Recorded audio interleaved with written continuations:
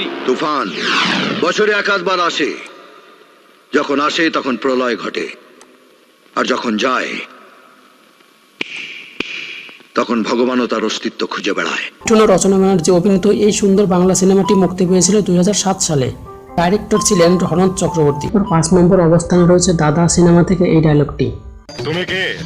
এমনিতে তোর নাম 108টা, ক্রেতায় রাম, দাপড়ে কৃষ্ণ, আর কলিতে এই কলির কেষ্ট।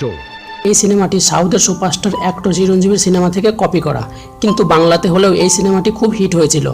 2005 সালে টি.এল. ভিট প্রসাদের ডাইরেকশনে সিনেমাটি মুক্তি পেয়েছিল। এরপর 4 নম্বর অবস্থানে রয়েছে যুদ্ধ সিনেমা থেকে এই ডায়লগটি। এখানে পা রাখি সেই জায়গাটা প্রথমে গরম হয়, তারপর আগুন জ্বলে, শেষ হয় ছাই হয়ে। আর এই সিনেমায় অভিনয় করেছিলেন মিঠুন চক্রবর্তী, জিৎ কোয়েল ও দেবশ্রী। সিনেমায় মিঠুনের সেই ডায়লগগুলো তো আছেই, ডায়লগগুলো মানুষের মনকে আকর্ষণ করেছে।